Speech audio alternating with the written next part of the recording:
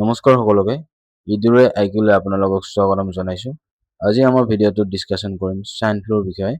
যিহেতু আমাৰ কেপিটেল চিটিত স্বাইন ফ্লু কেছেছ বৃদ্ধি পাইছে, সেইবাবে আজি নিউজৰ পৰা এই ভিডিঅ'টো আলোচনা কৰিম। So rise in swine flu cases in Delhi 13 August 2026 মই ধৰি লৈছো। হৈছে কি Delhi has reported a sharp rise in swine flu H1N1 cases. So reported cases mention কৰা হৈছে newspaper মতে 1449. Earlier corresponding period of 229 cases asile.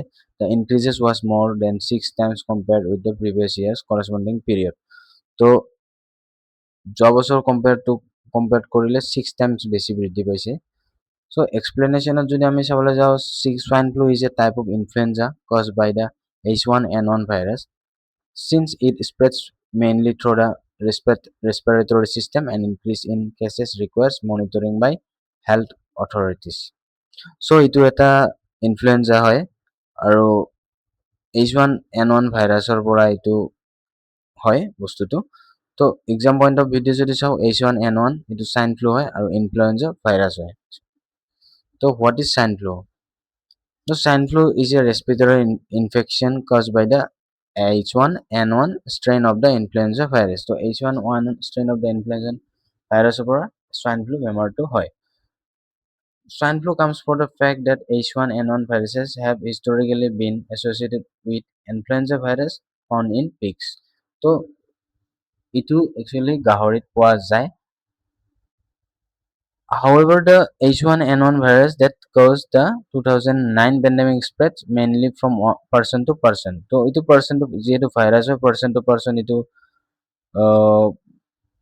spread howa boli koa hoy aru logote itu gahorir pora ei influenza virus to gahorit poa jay boli jana jay. So, it can cause illness ranging from mid flu like symptoms to more serious respiratory disease. Swine flu hoise H1N1 influenza. The understanding H1N1 influenza jodi sabo jao, N mane hoise hemagglutinin aru N hoise neuraminidase.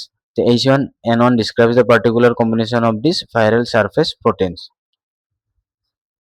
Actually, influenza viruses have different types of subtype. The term H1 and N1 refer to the proteins found on the surface of the virus. This naming system helps scientists identify and classify influenza virus strain. So, exam point of view, suppose H1N1 is an influenza a virus subtype. Symptoms ki hoy H1N1 or that fever hobo pare, cough hobo pare, sore throat, runny or stuffy nose, headache hobo pare, muscle body ache, tiredness, chills hobo pare. So these symptoms are similar to those of seasonal influenza. Most people recover, but some people, particularly those at a higher risk, can develop serious complications. So কিছুমান মানুহে ঠিক হৈ যায় সোনকালে অতি সোনকালে, but কিছুমানে serious হৈ যায় আৰু কমপ্লিকেশ্যন ফেচ কৰিব লাগে বহুত। আৰু ইম্পৰ্টেণ্টলি যদি চাবলৈ যাওঁ ইট কি হয় চিম্পটমছ এনেকুৱা difficulty in breathing or severe symptoms require from medical attention. তো ব্ৰিডিঙত কষ্ট পায় উশাহ নিশাহ লোৱাতে। আৰু H1N1 actually mainly affect respiratory systemতে এইটো এফেক্ট কৰে। যদি স্প্ৰেডৰ কথা ক'বলৈ যাওঁ respiratory droplets and particles to cough, sneeze, talks, কথা কোৱাতে বা কাহতে এনেকুৱা কৰি এইটো স্প্ৰেড হ'ব পাৰে। Mode of transmission. So when an infected person releases respiratory particles, another person nearby may inhale them. Touching contaminated surface and then touching the mouth, nose or eyes can also contribute to transmission. So কিছুমান মানুহ যদি কথা কোৱাতে ক'ৰবাত থুৰ টপালটো পৰিছে তাতে touch হৈ যায় সেইটো আৰু মুখত টাচ হৈছে এনেকুৱা ট্ৰান্সমিশ্যন হ'ব পাৰে। তো প্ৰিভেনশ্যন যদি কৰিবলৈ যাওঁ cover cough, sneezes, wash hands regularly, avoid close contact with sick people. তো আমি অলপ সেফকৈ চলিব লাগিব, হাত ৰেগুলাৰলি ৱাশ কৰিব লাগিব, ঘৰতে থাকিব লাগিব যিমান হওক। তো এনেকুৱা ধৰণৰ কৰি প্ৰিভেন্ট কৰিব পাৰি। H1N1 pandemic of 2019 বিষয়ে যদি ক'বলৈ যাওঁ, a global health event হয়. The 2009 H1N1 outbreak became a major global public health event. 11 জুনত হৈছিলে WHO World Health Organization declared the H1N1 outbreak a pandemic.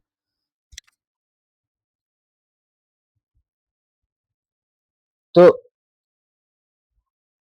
the virus had spread internationally. Countries around the world implemented public health measures. So 11 June 2009 to declare কৰিছিল World Health Organization যে H1N1 এটা pandemic হয়. A pandemic is an epidemic that spreads across countries or continents and affects a large number of people. So, epidemic আৰু pandemic difference আমি next slide বুজি আছো. Epidemic আৰু pandemic. Epidemic পৰাই pandemic হৈ যায়. The 2009 H1N1 pandemic was a first influenza pandemic of the 21st century.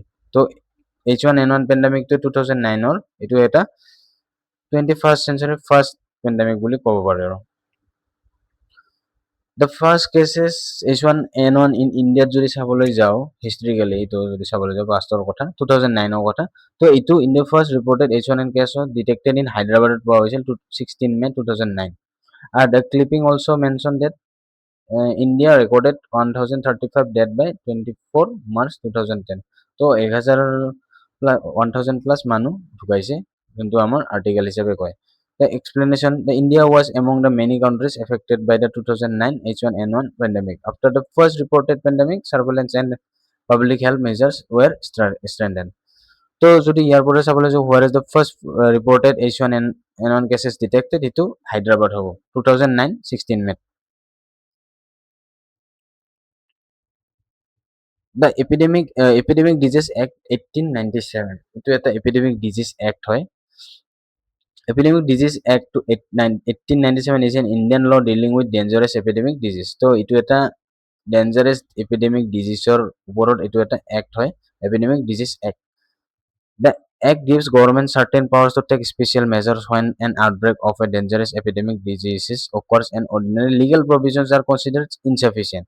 It was enacted during the colonial period, originally in the response of concerns over epidemic disease outbreak.